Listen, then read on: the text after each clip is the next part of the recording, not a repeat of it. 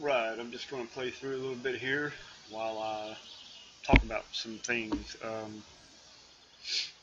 I know a lot of people complain about 7 Days to Die, about the changes that are being made and stuff, and I just want to,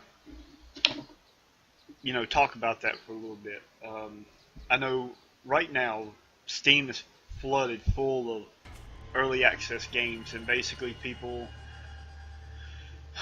these developers out here in all these early access games, they're like saying, we want the player's input. So basically, they create a core game, some simple little mechanics, maybe some gathering, crafting, the basic little things. And then they turn around and they ask the players for all this feedback. And it actually posts when they post early access. They actually say that in the little square under Steam for player input. Now, what I want to stress is these are people that basically you can tell when you read a Steam page, and that's the first time. I'm just going to sit here for a minute and look at the sunset or whatever. But when you look at these pages on these early access games, you should know that it's basically a cash grab, and it's either going to succeed or not succeed right off the bat. Whenever you see early access, we're looking for the player's input. That just means that they don't even have nothing fleshed out of actually what they want to create. They got this little core game, this idea that they want to create, and they want the players to help them finish it by their input. That means that the developer that's creating the game has no idea what he wants to create. Now, with the Fun Pimps, this was a different story. From the first time it went to Kickstarter, they had a whole list of goals. And they are one of the only developers I know that have done a Kickstarter that are actually keeping with their goals and staying focused on their goals in their game. On top of that, on their Steam page, they never sit down on the early access post. They never state that they want the players' input on how to develop the game. And it has been stated many times in these forums over the years of development that they don't. We can still give them our input as a consumer in the early access, but it doesn't mean they're going to put it in. If it fits with their vision of what they want the game to be, which can change because they're still in development. This is not a finished product, so at any time the developer can change his mind on a mechanic, a system, and say, hey look, I don't like that, I want this over here, and this is what I want. And they can change it. That doesn't mean what you see in early access is going to stay. Things are always going to change because this ain't a finished product. This is still in development, and we have early access to see what they're doing, what they're up to, what they're changing, and it just gives us a better idea, is this the type of game for us? But they have never went and posted that they wanted players' input. And on the forums they have said several times, even Joel has said this, we can still post input, but they're focused on their game goals and their vision of their game that they want to play and that they are creating. So if, from time to time they might come in and read our input and ideas, and if it don't make it in a game, so what? It didn't fit their vision.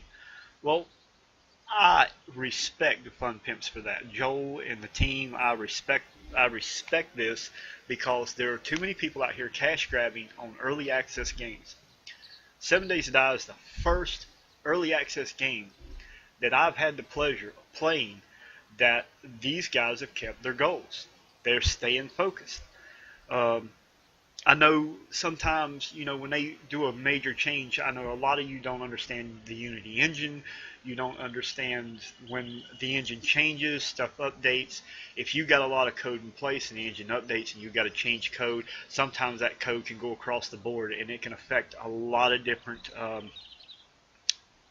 layers in the engine in the game that you've created. It can affect a lot of different things.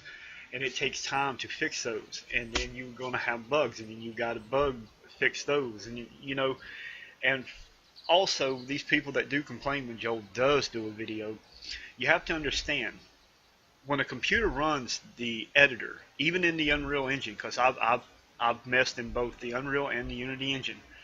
When you run the client inside the engine and it's not built, sometimes you'll have hangs, you'll have crashes. That's just the engine. The engine will do that. That's a lot of processing power.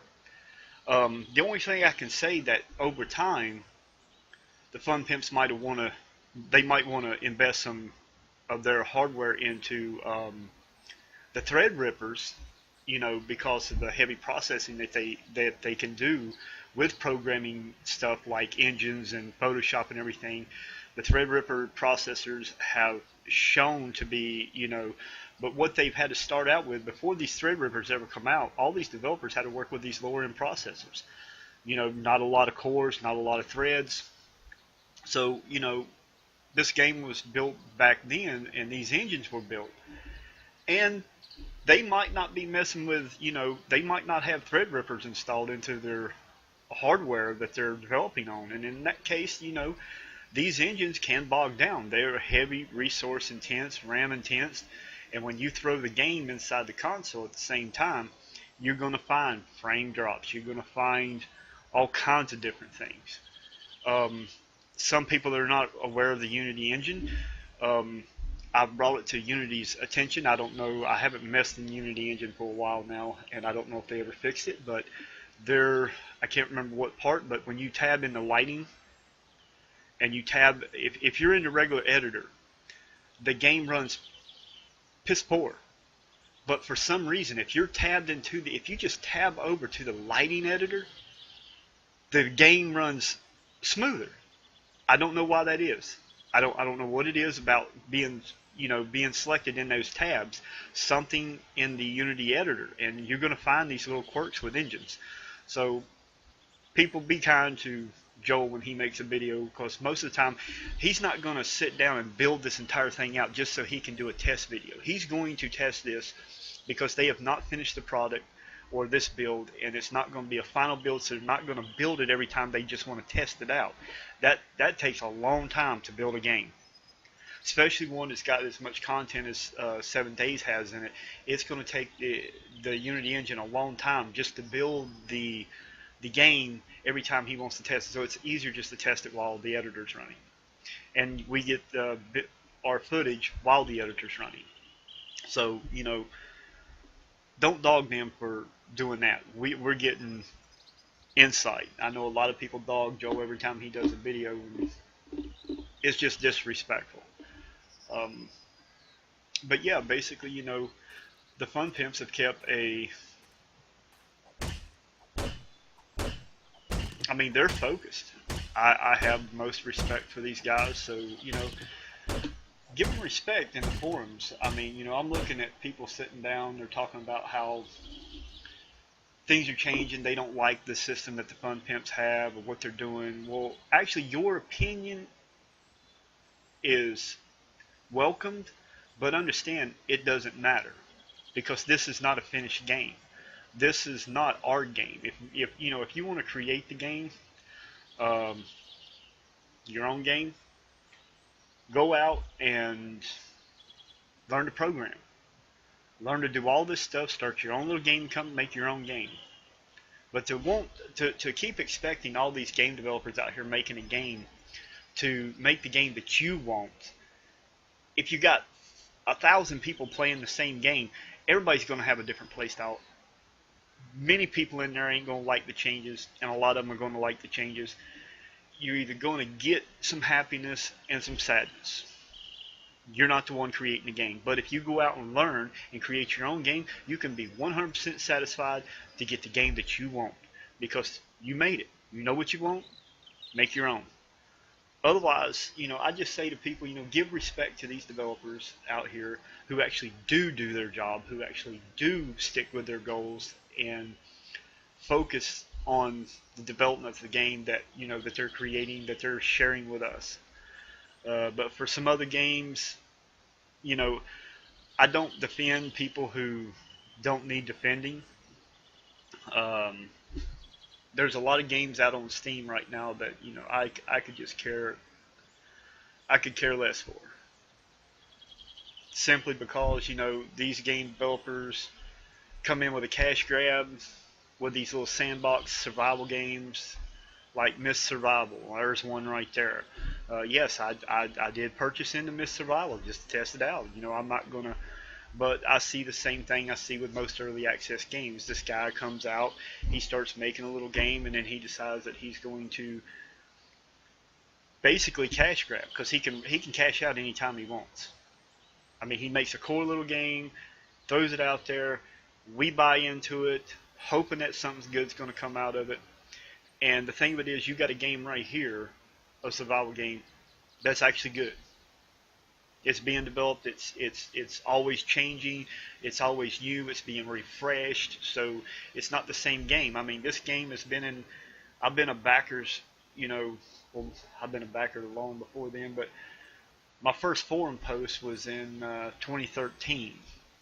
So we're looking at 5 years here, going on 6 years that the game's been in. In an alpha. And during that time, the game's been refreshed. If it would have just been made and then put out, we would have been done bored with it after the first year at least. Give it a full year. We would have been bored off waiting for the next game.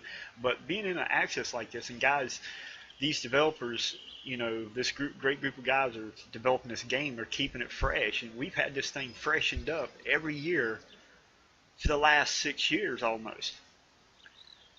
God help it, I'm gonna hate when it finally goes when it goes to beta and gets finally released, goes to a gold or whatever and gets released. I'm gonna hate it then, because all this refreshing is going to stop.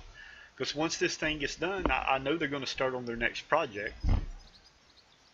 We might see some DLC in the future, but a lot of their time is going to be focused on a new product. If they do start a new product, I don't know if they've planned it. I've heard talk about it, but things can change between now and then. But give these guys a break. I mean, these guys here, and I'm not a fanboy. I mean, I play every so often. I haven't played 7 Days to Die in a long time. I'm waiting for Alpha 17 too.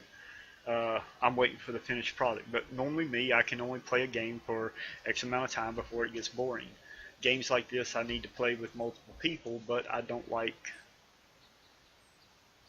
the PvP aspect of the game, so I normally don't play on other servers, because people are asshats and they just like to go around and kill and take your shit, and basically that's what you get. Kill, take your shit. The game no longer becomes a zombie game. H1Z1 was the same way. DayZ was the same way. People just sit around instead of playing with the zombie threat, because it was a zombie. It was made into a zombie apocalypse theme or whatnot.